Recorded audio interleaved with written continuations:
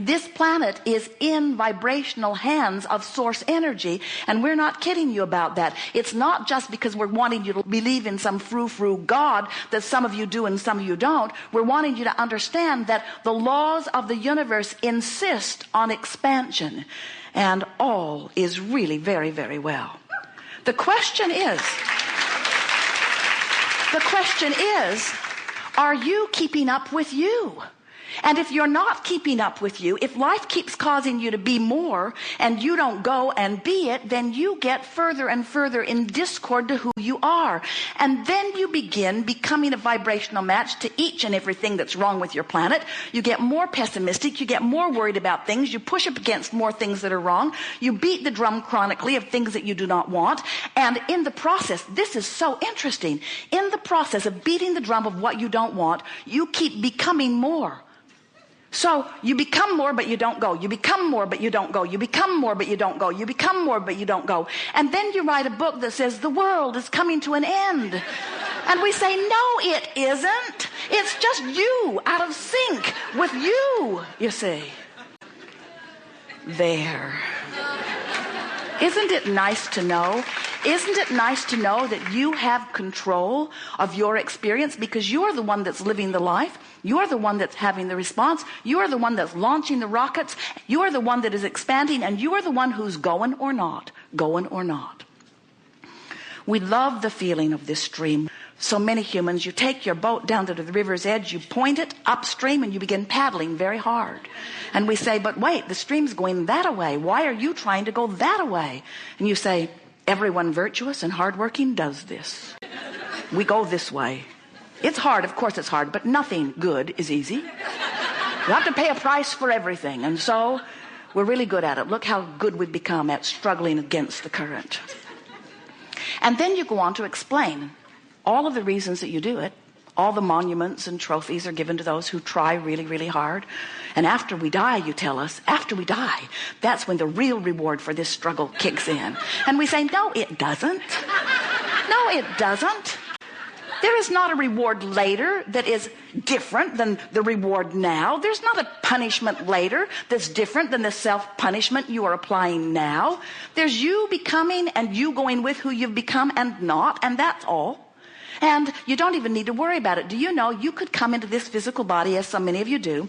You could listen to the hardship and all of the things that are going wrong from the people around you, and you could develop chronic habits of pushing against everything.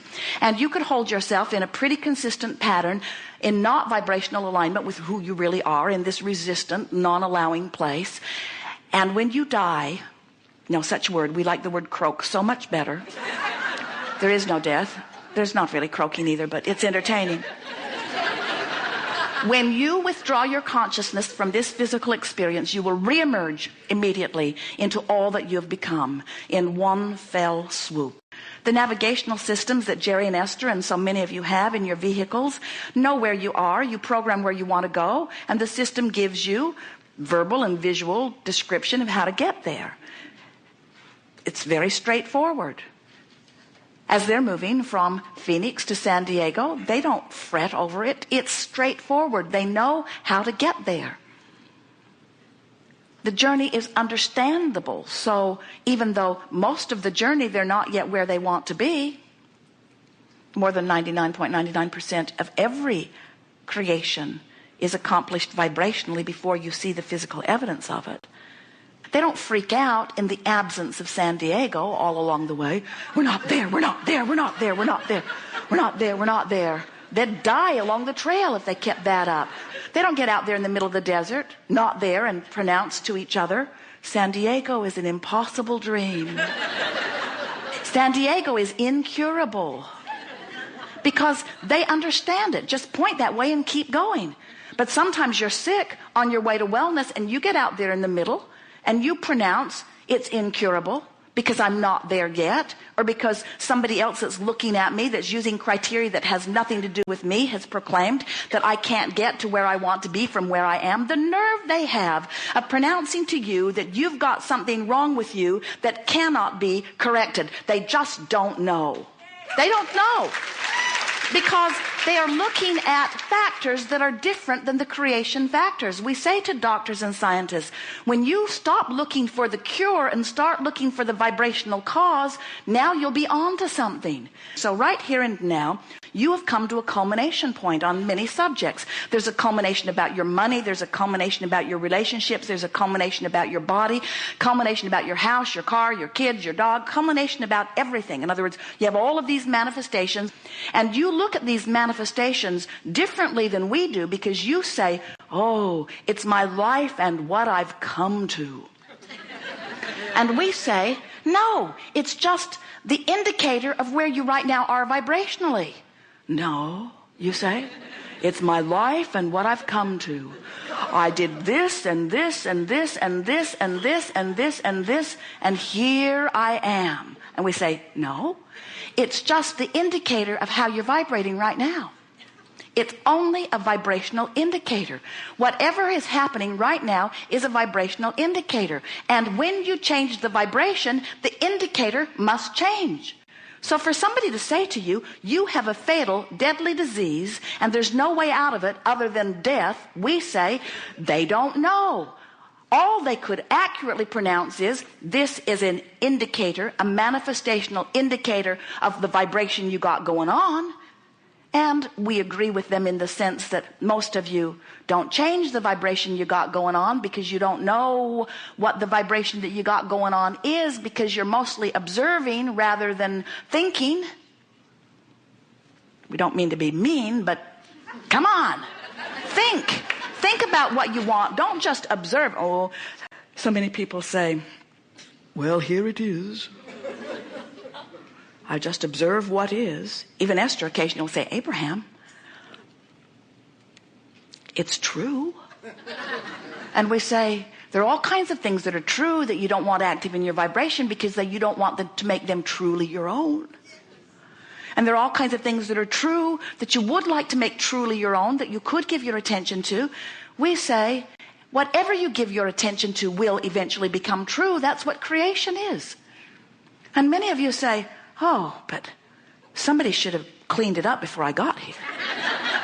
I shouldn't be exposed to things that I might see, because I do not have the ability to direct my life or my thoughts. I only have the ability to observe what is. So if I observe things that make me feel good, well, then that's good. But if I observe things that make me feel bad, well, then that's bad. So somebody should get rid of all of the bad things. Let's gather our money together. Let's get our bombs and our resources together. Let's get rid of everything that we don't want. So we'll just live in this world where there are only things that we want, and then we'll just all observe and feel happily ever after. And we say, oh, kill me now. You don't go to a buffet and say, I don't like that, and I don't like that, and I don't like that, and I don't like that. Oh, I've had that. I don't like that.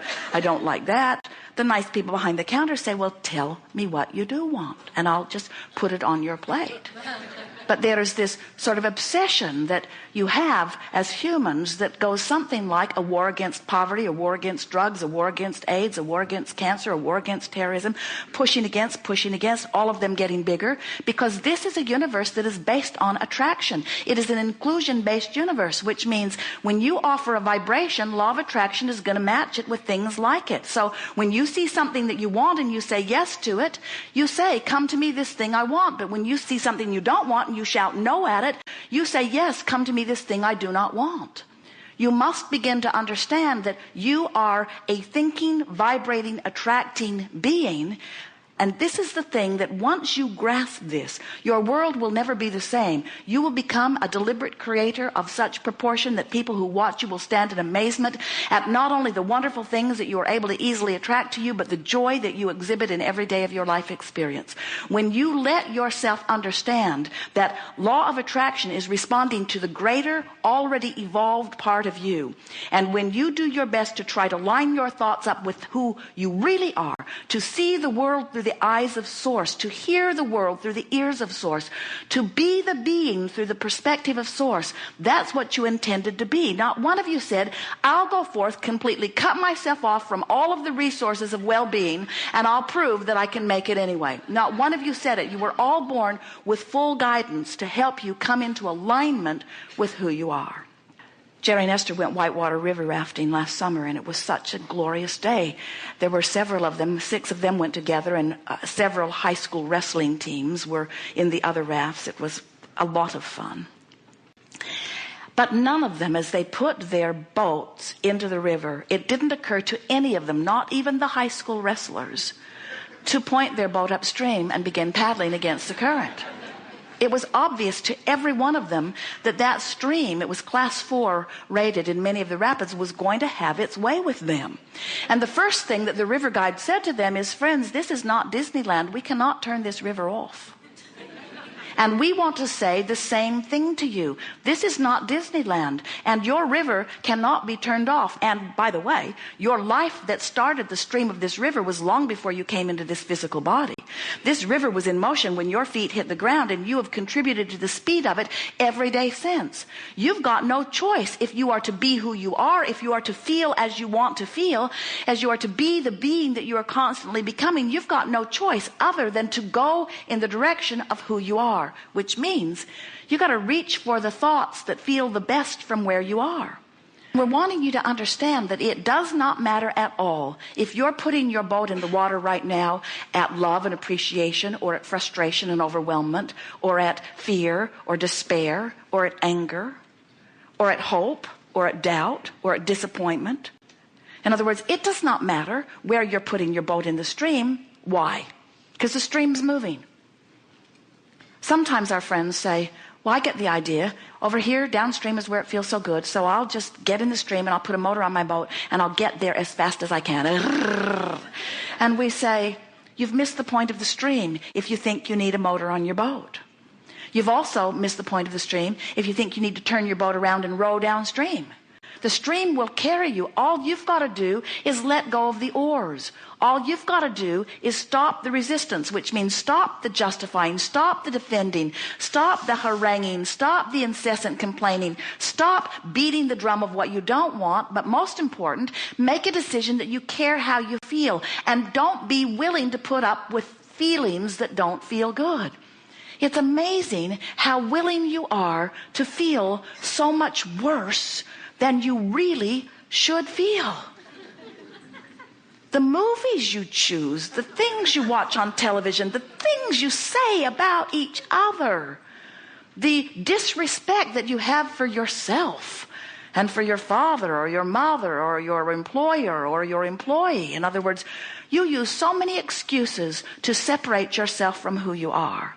And we want to enliven you to the conscious awareness that you're supposed to feel good, and that who you really are does feel really good. We want you to feel the thrill bumps and the goosebumps that are always present when you come into alignment. We want you to feel the clarity and stamina and vigorous nature of your being that are always present when you are in alignment with who you are. We want you to reach the place where you stop asking one other person or one other condition to change so that you can feel better, because that's the way you give your power away. You say, I don't feel good because of what you're doing, and so I'd appreciate it if you'd stop doing it so that I could feel better. And they say, what? Because everyone is selfishly oriented. They weren't born to please you. They were born to please them. And when you say, you need to do something different so that I can feel better, some of them will fake it, but none of them will do it, because nobody can do it. Don't you find it interesting that you take cultures that have been on your planet for much longer than your own culture, and then you say, we like the way we do it better, so you all should think it over? How's it working out?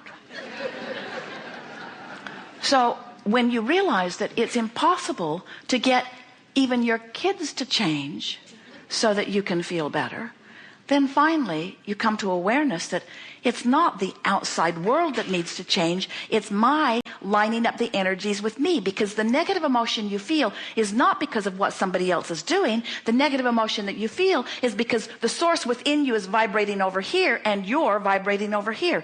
Every single time it's you ripping yourself from you that is at the basis of your not feeling good. So when you get it, that you have the ability to look at that subject and find something that feels better or change the subject, but most important, you have the ability to focus the being that you are into alignment with the being that you are, then you're able to leave everybody else and their behavior out of the equation. And then finally, you're free.